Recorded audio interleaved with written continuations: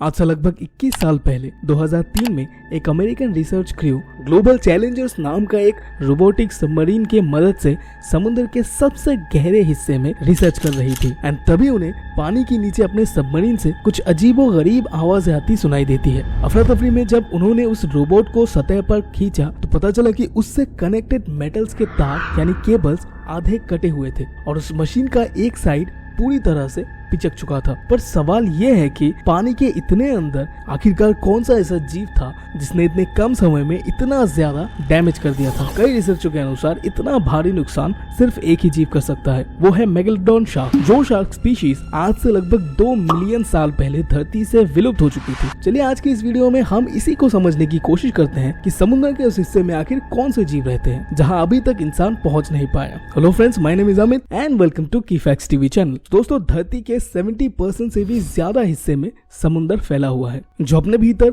अनगिनत ऐसे रहस्य छिपाए बैठा हुआ है। आज तक हम इंसान समुद्र के सिर्फ 5% हिस्से को ही जान सके हैं, जबकि बाकी बचे हिस्से में क्या कुछ छुपा बैठा है इस बारे में किसी को कोई जानकारी नहीं है। समुद्र के नीचे क्या है इसे जानने से पहले आइए एक नजर डालते हैं कि ये समुद्र आखिर बना कैसे और ये धरती के इतने बड़े हिस्से में कैसे फैल गया। तो दोस्तों, आज से 450 करोड़ साल पहले हमारी ये पृथ्वी 8,500 डिग्री के तापमान से उबल रही थी।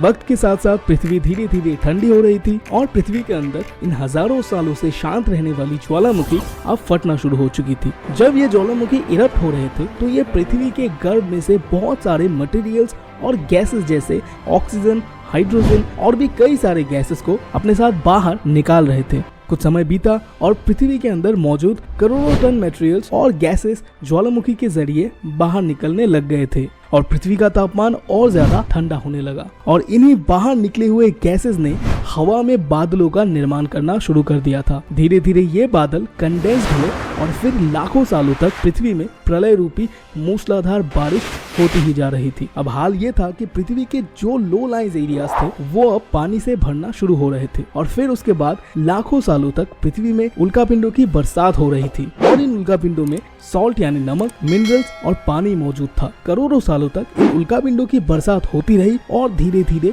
धरती की सतह पर और ज्यादा पानी भरने लगा और इसी तरह धरती पर जमे पानी ने लाखों सालों तक समुद्र का रूप ले लिया। अब चलिए हम लगाते हैं समुद्र के अंदर गोता और देखते हैं कि क्या कुछ रहस्य मौजूद है समुद्र की इन गहराइयों में। यह है दोस्तों समुद्र के 40 मीटर्स का एरिया जो समुद्र की गहराई का पहला पर्व है। यहाँ के इस हिस्से तक हम और आप स्कूबा डाइविंग सूट पहनकर जा सकते हैं और आमतौर पर ज्यादातर स्विमर्स इसी हिस्से में स्विम करते हुए नजर आते हैं। लेकिन समुद्र में सबसे नीचे किसी इंसान का गोता लगाने का वर्ल्ड रिकॉर्ड है 332 मीटर जो कि अहमद गबर के नाम पे दर्ज है और इससे नीचे इंसान सिर्फ गोताखोरी का सूट पहनकर नहीं जा सकता क्योंकि वाटर प्रेशर आपको उतने नीचे टिकने ही नहीं देता। अब आइए इससे थोड़ा और नीचे यानी कि 500 मीटर अंदर तक चलते हैं और ये जो एरिया है यहाँ पर हमारे ब्लू व्हेल्स जो धरती पर मौजूद सबसे बड़े जीव है इनका मैक्सिमम डाइविंग एरिया इसी जोन को माना जाता है। यानी कि ब्लू व्हेल मैक्सिमम इसी गहराई तक डाइव लगाती हैं और यहाँ से थोड़ा और नीचे यानी कि 700 से 750 मीटर की गहराई तक जाना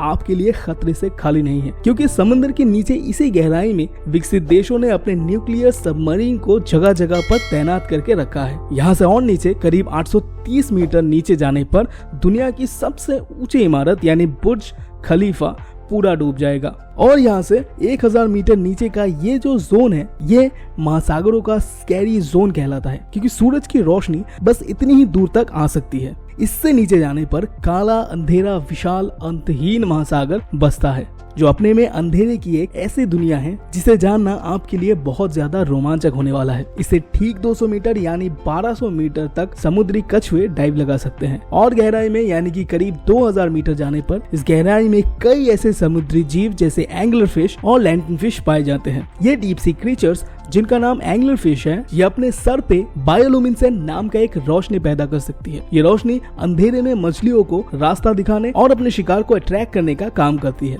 फिर जैसे ही कोई छोटी सी जीव इसके पास आती है तो ये मछली उसे अपना शिकार बना लेती है। तो चलिए अब थोड़ा और नीचे जाया जाए यानी 2200 मीटर की गहराई तक। यहाँ पर आपको स्पर्म व्हेल्स गोता लगाते दिखाई देंगे। इसके साथ यहाँ वेम्पायर स्क्विड्स भी रहते हैं, जिसे नर्क से आने वाला जीव भी कहते हैं। अपनी अनोखी बनावट और रंग के लिए ये जीव फेमस है। यहाँ से और नीचे यानी कि 4200 मीटर नीचे का जो ये जोन है, इसे एबिसल जोन कहा जाता है। ये डीप लेवल दुनिया के महासागरों का एवरेज डीप लेवल है और इससे भी नीचे यानी 6000 मीटर नीचे इस जोन को हैडल जोन कहा जाता है और यहाँ पानी का प्रेशर 1100 किलोग्राम पर स्क्वायर सेंटीमीटर है। और इस लेवल से और नीचे यानी कि 8848 मीटर नीचे जाते ही पूरा का पूरा माउंट एवरेस्ट समंदर में समा जाता है। यहाँ से और ज्यादा नीचे यानी कि 10,925 से 10,927 मीटर की गहराई वो आखिरी जगह है जहाँ तक इंसान अपने आधुनिक सबमरीन से पहुंच पाया था। साल 1960 में Swiss engineer Jacques Piccard and US navy lieutenant जो कि अपनी स्पेशल बिल्ड सबमरीन लेके तकरीबन 5.5 घंटा ट्रैवल करने के बाद यहाँ तक पहुंच पाए थे। और यहाँ वाटर प्रेशर इतना ज्यादा था कि उनके सबमरीन के कांच पर दरार पड़ना शुरू हो चुका था, जो कि किसी भी वक्त टूट सकता था। इससे और ज्यादा नीचे यानी कि लगभग 10,970 मीटर नीचे का डिस्टेंस ठीक उतना ही है जितना कमर्शियल एयरलाइंस पैसेंजर्स को लेके जिस ऊंचाई पे उड़ान भरती है, ये गहराई उतनी ही है। और इससे नीचे यानी कि 11,000 मीटर हम इंसानों द्वारा नापा गया अब तक का सबसे ज्यादा डीपेस्ट पॉइंट है, जो कि पैसिफिक ओशन में मौजूद है, जिसे मारियाना ट्रेंच कहा जाता है। और 2003 में एक ग्लोमर चैलेंजर नाम का एक अमेरिकन अनमैन्ड रोबोट जब नीचे गहरे पानी की ओर बढ़ रहा था, क्रू ने मशीन में लगे रिकॉर्डिंग डिवाइस की मदद से कुछ अजीबोगरीब आवाजें सुनी। ये साउंड ऐसे ही थी जैसे कि कोई शिप को मशीन से अटैच रखने वाली केबल को काटने की कोशिश कर रहा था। शिप में बैठे क्रू ने जब इसे देखने के लिए अपने मॉनिटर्स में नजर डाला तो उन्हें कुछ 12 से 17 मीटर के क्रीचर्स की शैडो दिखाई दी, जो लगभग 2 सर वाले ड्रैगन्स की तरह नजर आ रहे थे। क्रू मेंबर्स अफरा तफरी में इसे ऊपर खींचकर उठाने लगे और जब ये मशीन शिप में पहुंची, पूरी क्रू हैरान रह गई थी, क्योंकि इस मशीन का एक साइड पूरी तरह से पिचक गया था और उसे शिप से कनेक्टेड रखने वाले पावरफुल केबल्स पूरी तरह से टूट चुकी थी। आज तक ये पता नहीं चला कि इस अटैक के पीछे का असली जानवर कौन था। दोस्तों, आपको क्या लगता है, क्या कोई ऐसा भी क्रीचर हो सकता है समंदर के गहराइयों में जिसको अभी तक इंसानों द्वारा ढूंढा नहीं गया हो? कमेंट्स में अपनी राय जरूर बताएं। वीडियो को करते हैं यहीं पर समाप्त। Thank you so much for watching this video. Please subscribe to की facts TV channel. Thank you so much for watching this video.